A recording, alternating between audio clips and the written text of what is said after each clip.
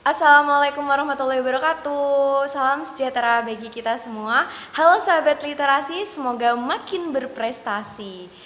Nah, pada kesempatan kali ini izinkanlah saya akan membahas tentang teks editorial.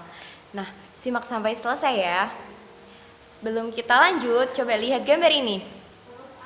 Nah, tajuk rencana. Iya, betul sekali. Tajuk rencana itu di dalam bahasa Indonesia dinamakan teks editorial. Sekarang, teks editorial itu apa ya? Ada yang tahu? Iya, benar sekali. Teks editorial adalah sebuah artikel dalam surat kabar yang merupakan pendapat atau pandangan redaksi terhadap suatu peristiwa aktual atau sedang menjadi perbincangan hangat pada saat surat kabar itu diterbitkan.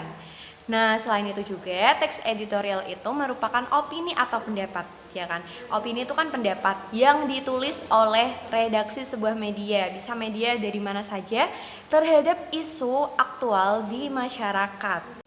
Selanjutnya, apa saja sih tujuan dari teks editorial? Kenapa ada teks editorial? Jadi tujuan dari teks editorial itu mengajak pembaca untuk ikut berpikir tentang isu aktual yang sedang hangat dibicarakan. Selain itu, teks editorial juga bertujuan untuk memberikan opini atau pendapat redaksi kepada pembaca terhadap isu yang sedang berkembang di masyarakat. Kemudian, apa saja struktur dari teks editorial? Nah, yang pertama, pernyataan pendapat atau tesis. Berisi sudut pandang penulis terhadap permasalahan yang dibahas. Kemudian yang kedua, ada argumentasi. Argumentasi berupa bukti atau alasan digunakan dalam memperkuat pernyataan suatu tesis tadi. Kemudian yang ketiga ada penegasan ulang. Di sini adalah bagian penutup daripada teks editorial tadi. Selanjutnya ada kaidah kebahasaan dari teks editorial. Yang pertama itu menggunakan kalimat retoris. Apa itu kalimat retoris ya? Nah, kalimat retoris itu pertanyaan yang tidak memerlukan jawaban sebagai sindiran atau memberikan saran ya di sini. Contohnya nih, misalnya, di mana rasa kasihanmu kepada anak jalanan itu? Nah, itu seperti itu kalimat retoris dan masih banyak lagi. Nah, untuk yang kedua yaitu menggunakan adverbia. Adverbia itu ditunjukkan agar pembaca meyakini teks yang dibahas dengan menegaskan menggunakan kata keterangan atau yang disebut dengan adverbia frekuentif. Misalnya nih, biasanya, sering, kadang-kadang, sebagian besar waktu, dan masih banyak lagi.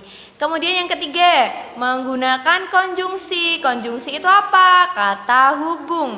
Nah, konjungsi di sini untuk meyakinkan dan mempertegas argumentasi.